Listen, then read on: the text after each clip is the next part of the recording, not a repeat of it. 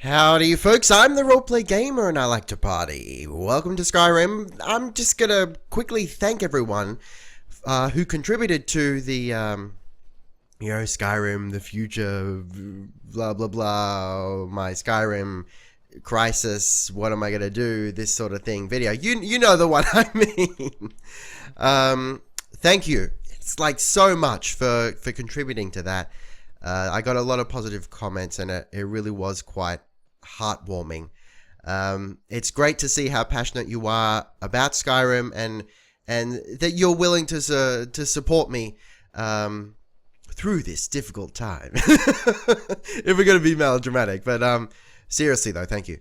Okay, moving on, so we don't bore everyone who doesn't know what I'm talking about. I'm still figuring out what I'm going to do, with Skyrim for the future. But in the meantime, roleplay this. Okay, so I really like the idea of priests in a fantasy setting, but not like in the standard sense, not in the MMO sense. So I introduce you to the Daedric Priest. That's of course a priest who follows one of the Daedric princes rather than one of the 9 divines. And of course, this doesn't have to apply to Skyrim. It can apply to a whole bunch of things. I'm just using Skyrim as a platform to talk about this idea that I've had for quite a while, sort of mulling in the back of my mind. This concept that I feel is underutilized in roleplay games on the whole. So for me, the only defining characteristic feature of a priest archetype, character, whatever you want to call it, is their devotion to a deity, right? So a priest doesn't have to be a goody-goody running around, saving people and healing people and whatnot. They can be an asshole. Well, they don't have to be anything, really. They don't have to be good or evil. They're just following the teachings, if you will. What is this? I haven't seen that before. Cool. Okay. I'll have to have a look at that in a second. They're just following the teachings, for lack of a better word, of their religion, of their deity. And the worshipping the Daedric princes fall into that category perfectly. Kind of mumbling here, losing my words, but I'm sure you understand what I'm saying. So this I was faced with a dilemma. Like, firstly, let's get the obvious things out of the way. And as far as I'm concerned, in terms of equipment, rather, I'll show you like this. A priest, and this might have something to do with like my early experiences with like Baldur's Gate or something. Specifically, the action RPG, installments in the series, like what's it called? Damn, it's on the tip of my tongue. Dark Alliance, that's right. The Baldur's Gate Dark Alliance series. I love those. Those are such good games. But yeah, I played those, at a relatively early age. It wasn't that long ago. I'm not that old. But that sort of instilled in me the concept of a priest uses a blunt weapon, like, why do I keep saying weapon, a blunt weapon and a shield, because they're sort of like, I suppose if you think of a more classical priest, where they're like the divine sort of priest, that's how I'll describe them, where they're healers, and it's also like some sort of crusader character. They can border on a paladin, really, and the shield is more symbolic rather than practical. Like, it is practical, obviously, but because they're defensive fighters. If you think about the crusader, the divine priest, they don't jump in and attack. That's too aggressive. That's sort of more characteristic of an evil character, quote unquote evil character, right? So the shield represents their defensiveness, their oath to protect humanity, society, protect their followers, their god, their religion, their faith, right? So that's where the shield comes from. If you're talking like a Daedric priest, there's a little bit of wiggle room there, but I'm going to stick to that just because I like it. I really like the idea of a priest wielding a shield. And the blunt weapon to me signifies, again, a less aggressive approach.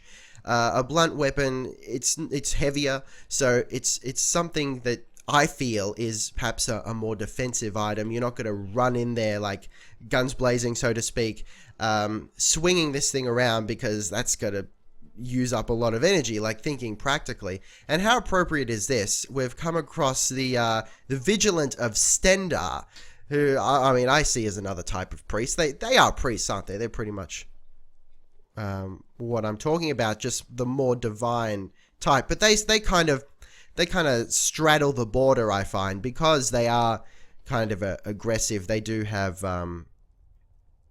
like they're sort of, I mean, what's the word I'm looking for? Their mission, if you will. Like, trying to think of a more poetic, fantasy-friendly word, but that's all I'm coming up with at the moment. But their mission is to stamp out all evil, and I suppose you can argue, well, who's to say, what's evil and what's good, and why aren't they the bad guys because they're actually being aggressive? But that's a conversation for another time. But again, they use maces, so that's another sort of nod to that, I guess.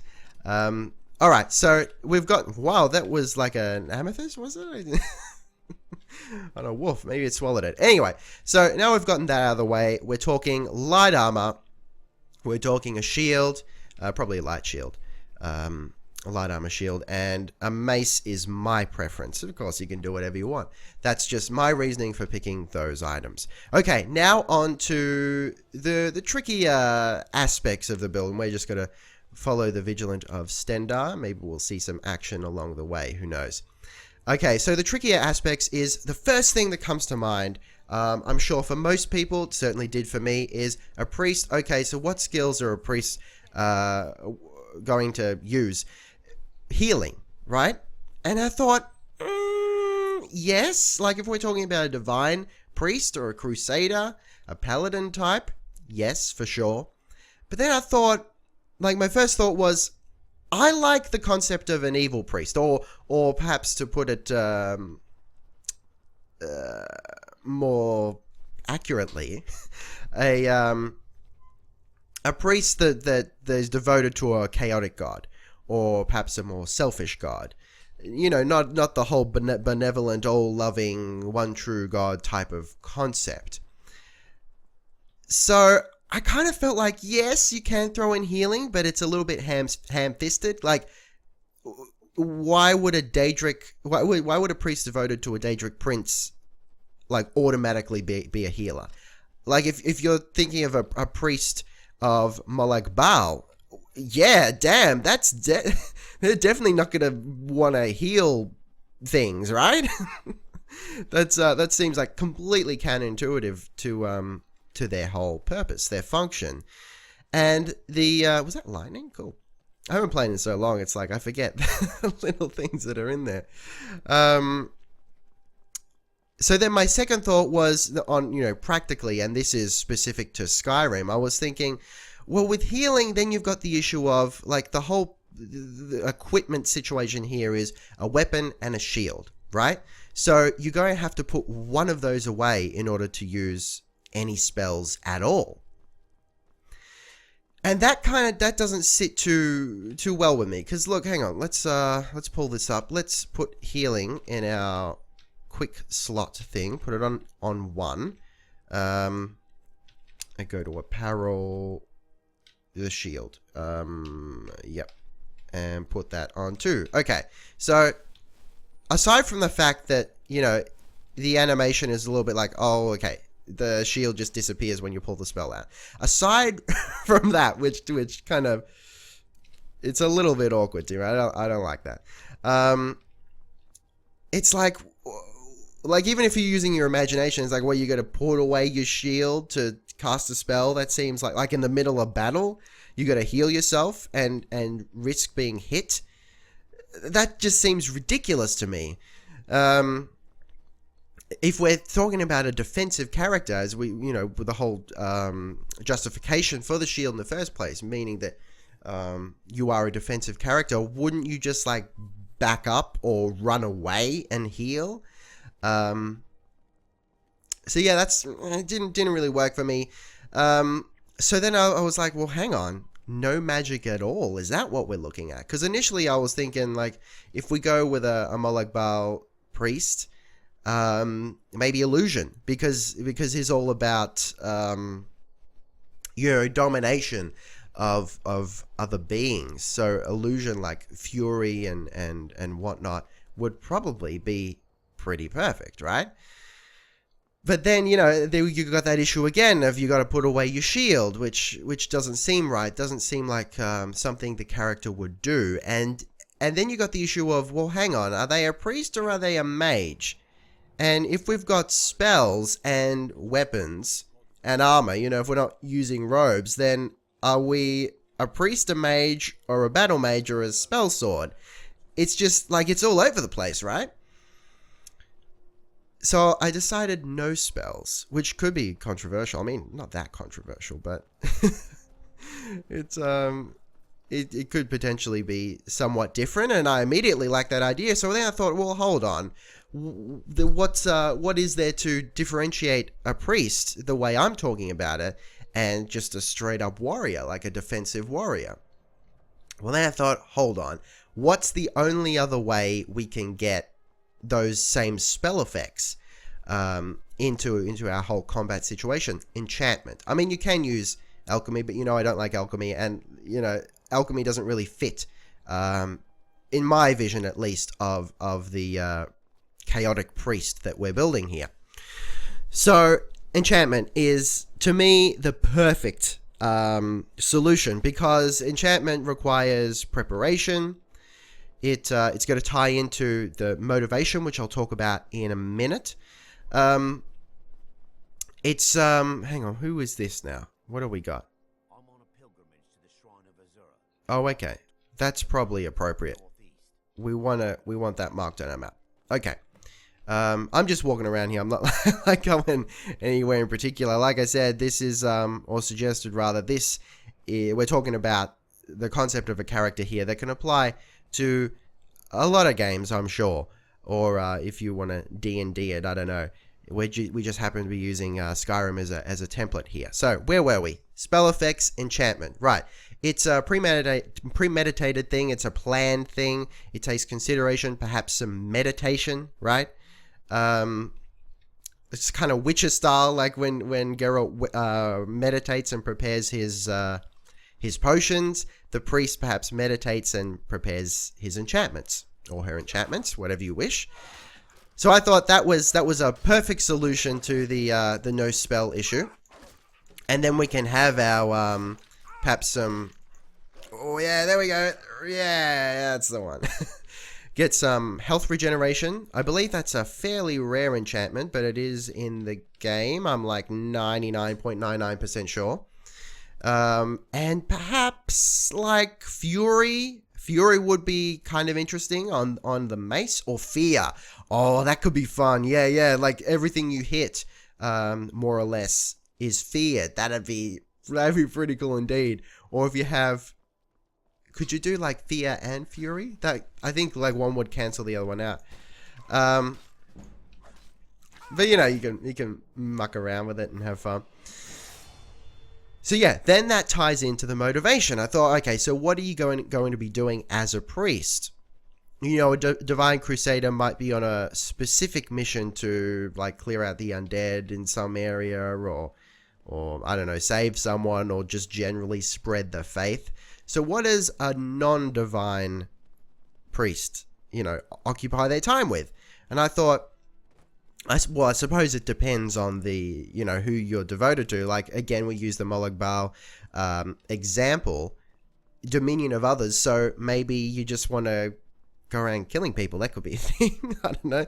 Maybe you want to score some vampirism and just like torment people, or join the Dark Brotherhood. That might work as well. I could see a priest like using the Dark Brotherhood as a means to an end. If they're into, just killing random people, that could be fun. But I thought, for me specifically, Daedric artifacts is probably what a Daedric priest would be after. Perhaps they've been contacted by one of the Daedric princes, and I'm not quite sure off the top of my head which one would want such a thing, but I'm sure it wouldn't be too difficult to figure out, like if I read all their bios and whatnot, all the basic information, the history. But maybe one of the Daedric princes wants all the artifacts to corrupt or something like that. So straight up, that would probably be the most obvious, goal for this character, as far as I'm concerned, going after all the Daedric artifacts. And like a secondary goal would be to, you'd have to roleplay it. It's not something that is like directly facilitated in the game, but perhaps like create your own Daedric artifacts. So when you're enchanting, what if there's an element of through you, your Daedric Prince of choice. Ooh, I've gotten a couple of summoning staffs already. Your Daedric Prince of choice kind of infects an item through you. That could be fun, and of course you can name it. So when you enchant it, so you could have some fun with that, like quote unquote creating your own Daedric artifacts. So yeah, that's pretty much like what I would suggest you occupy your time with, and then you end up becoming a really badass kind of magical warrior. But I would want to, of course, focus on as many defensive enchantments as possible. What's all this? Who is that? A hunter. Look like a bandit. Damn it. I could kill him anyway. Hey, let's do some crazy shit. We're not a friendly guy. Oh, okay. Now the dog's after me. Get out of here, man. Submit. Submit, I say. Get out of here, you ankle biter. Alright. I apologize for nothing. Okay. Alright. Let's just take it all, more or less. Cool beans, cool beans. So what have I missed? What have I missed? We got equipment, the spell issue. Yes, I mean, how do we heal? I know there's like I said, I'm almost 100% sure that there is, in fact, a health regeneration enchantment. I have played around with it before using cheats. I've never actually found it in the game, so I don't know, maybe it exists but not automatically available for players. I should know this, but it's escaped me at the moment. I'm sure it's probably available somewhere. So yeah, maybe health regeneration for healing, or we do potions. Another way to do it, I don't know why, this is something I've never actually thought about before. Just doing this. Just hitting T and resting. Why have I never thought of that? I've only thought about it now because I've been playing Witcher 3 Wild Hunt. And of course you can meditate to recover your health, as long as you're not playing on one of the higher difficulty levels. You can meditate to recover your health. And I've gotten into the habit of doing that before big fights or big set pieces. See, then I'm like, hang on, why didn't I just do that in Skyrim? Hello? So that's another way, it's, it might be prayer time for the priest. That could be a thing. And then they heal. That totally makes sense. That works for me, for sure. And then we got the motivation, which is scoring some Daedric artifacts and becoming more powerful in the equipment area. That sounded kind of dirty, but you know what I mean. All in honor of their chosen deity, preferably something dark and horrendous. So there you go, guys. I think that's pretty much all I have to say. Let me know what you think of the Daedric Priest, or I'm probably going to refer to it more as like a chaotic priest, just to not tie it to Skyrim, necessarily. Like I said, it can be used anywhere, and I do try to create these characters in other games where I can.